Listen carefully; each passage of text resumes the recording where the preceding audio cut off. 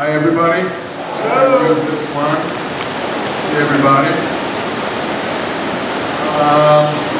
My name is Eldar.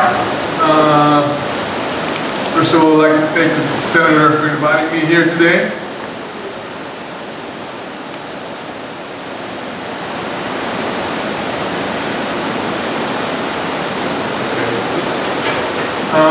Thank you all for coming.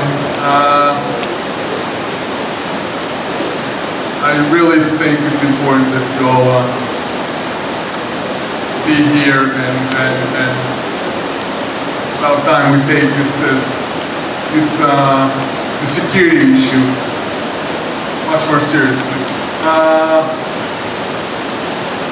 First of all, after serving in the Israeli army, I joined the Israeli government and served with the Israeli services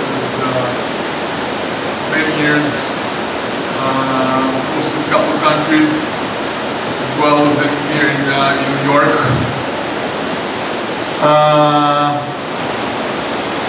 And I would just like to share a little bit of the experience I had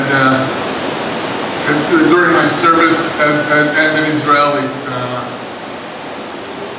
So Israel experienced many terror attacks, as the Senator said before, much more than any other country. We had to deal with situations and ideas and crazy ideas and terror attacks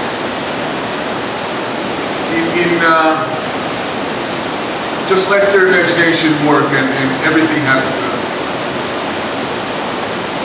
And we're not always that experienced, we're not always that good in doing what we do today. We had to learn the hard way, like the Senator said. All our regulations, all our rules, everything that we work according to right now is being written in blood, and it's actually true. It happened to us, people died, and then we changed the rules, we learn from it. And we do whatever we can for that never to happen again. Just want to give you a couple of experiences that we had. It may happen several times, but we learned from it and we changed it. We start checking our cars because terrorists in some country in Europe just dropped a small box under one of our diplomats' cars when we went to the supermarket, and he died. We start checking our mail when we got we've been sent to our representatives envelopes with explosive in it, and some of them died. All of you, or some of you, actually flown to Israel and used the Israeli airlines, had to deal with the questioning of our agents there. Nothing was, nothing is made up. Every question that they ask you has a reason. We don't profile, we don't do anything like that. In Israel, everybody is suspect. In Israel, we grew up that if you saw a bag in the streets, you immediately think it might be a bomb. Everybody is aware, everybody has it constantly in their mind that something might happen. Now, don't get me wrong, Israel is beautiful, we have a great life, but still, every Israeli has it right here in the back of his head, knowing that something might happen. They always have to be aware, and awareness is the key word for all of you today. You have to be aware, you have to be prepared, you have to be ready. That's the world that we're living in today. In the last couple of years, as we know, it's just we've been seeing much more activity, much more terror attacks, much more terror plots, much more arrests. We constantly open the paper and we see more people arrested here, more people arrested there. It's related to ISIS, related to Al-Qaeda, planning to hurt a synagogue, they're planning to hurt a community center. Event in the middle of Times Square. Terrorists has no limits. They will do whatever they need to hurt the people, the most amount of people that they can. They don't care if it used to be that house of prayers, the sanctuary, Not anymore. They will learn synagogues, they will learn churches. Just a couple days ago, they blew up a temple in Bangkok. There are no rules in terror. There are no limits. They will do whatever they need. We just would like to show you a short video describing, I think, it's the one thing we scared of the most these days. So if you can just play it.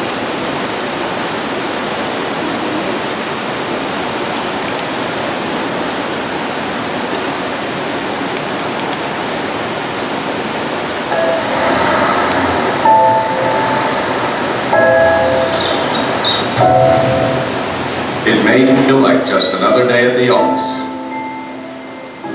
but occasionally, life feels more like an action movie than reality.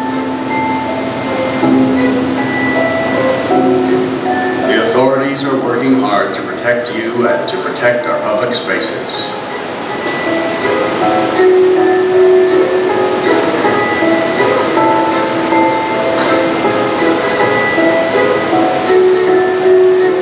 Sometimes bad people do bad things.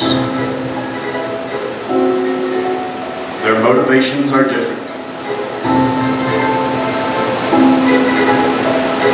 The warning signs may vary, but the devastating effects are the same. And unfortunately, you need to be prepared for the worst.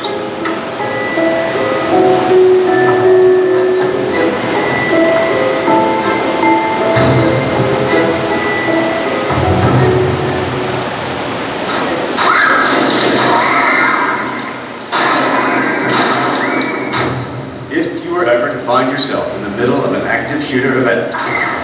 Your survival may depend on whether or not you have a plan. The plan doesn't have to be complicated. There are 3 things you could do that make a difference. Run, hide, fight.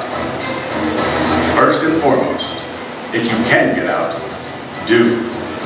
Always try and escape or evacuate, even when others insist on staying. Encourage others to leave with you, but don't let them slow you down with indecision. Remember what's important, you, not your stuff. Leave your belongings behind and try to find a way to get out safely. Trying to get yourself out of harm's way needs to be your #1 priority. Once you are out of the line of fire, try to prevent others from walking into the danger zone and call 911.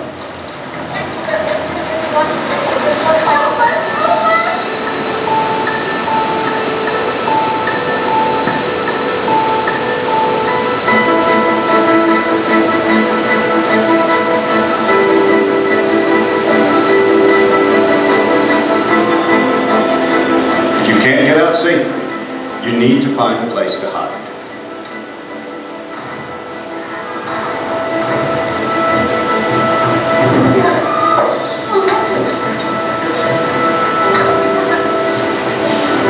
Act quickly and quietly. Try to secure your hiding place the best you can.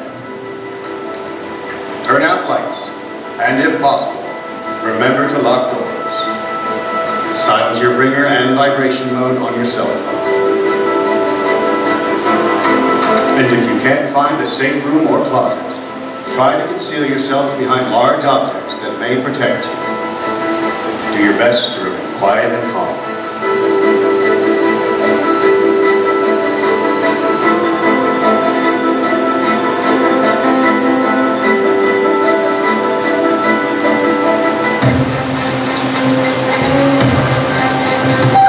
As a last resort, if your life is at risk, whether you are alone or working together as a group, fight. Act with aggression. Improvise weapons. Disarm him. And commit to taking the shooter down, no matter what.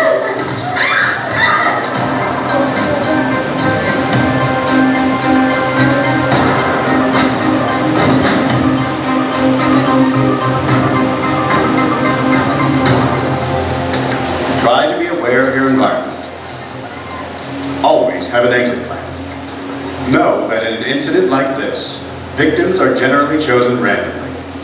The event is unpredictable and may evolve quickly. The first responders on the scene are not there to evacuate or tend to the injured. They are well trained and are there to stop the shooter.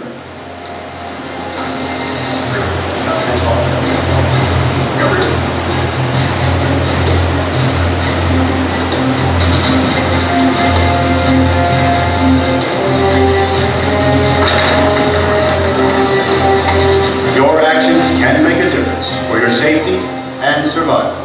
Be aware and be prepared. And if you find yourself facing an active shooter, there are 3 key things you need to remember to survive. Run, hide, fight.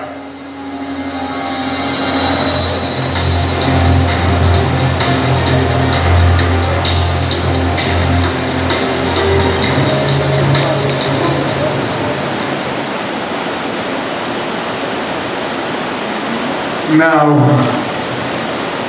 what did I mean when I said that this video presents the thing that we might be scared of the most? We classify terror in 3 levels. A country-sponsored terror, Iran, Syria. Organization-sponsored terror, Hezbollah, Al-Qaeda, ISIS. The last one is one-person terror, what we call the lone wolf, what happened also in Charleston. It's one person waking up in the morning and deciding to do this crazy act. We have no intelligence about that. We have no way to trace it and track it. We cannot be ready for that. That's why we're so concerned about it. This is why this could happen anywhere, at any time, and this is why we have to be ready constantly. We have to be prepared for the worst.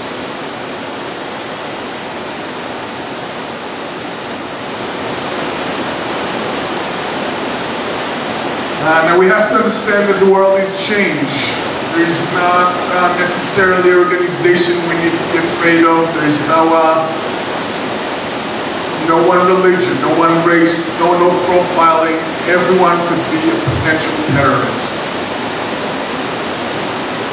Now I understand that most of you or some of you are community and churches leaders, and it's your responsibility to take these actions and implement it and do whatever you need to do to keep your people safe. And I also understand that there's limitations to everything. It could be financial limitations or human force limitations, but there are ways you can even use these ones, use security in a little bit different way. I'll give you some examples in a minute.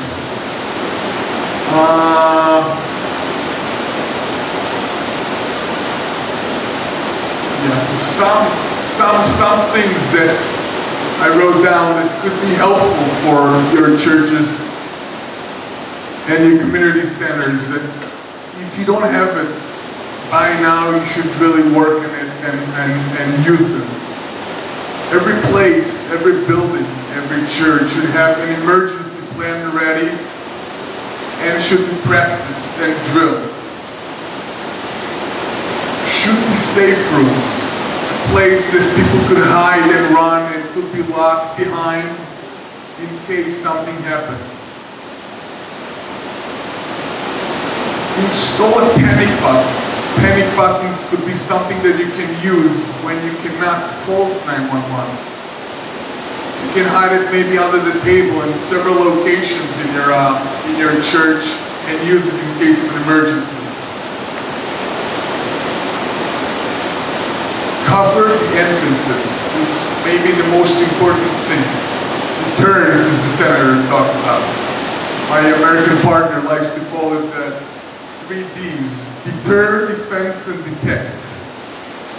Israel likes to use the security circles. We like to notice our enemy, our opponent, as far as we can. So we like to recognize it and see and confront them as far as we can from our crowd, from our people.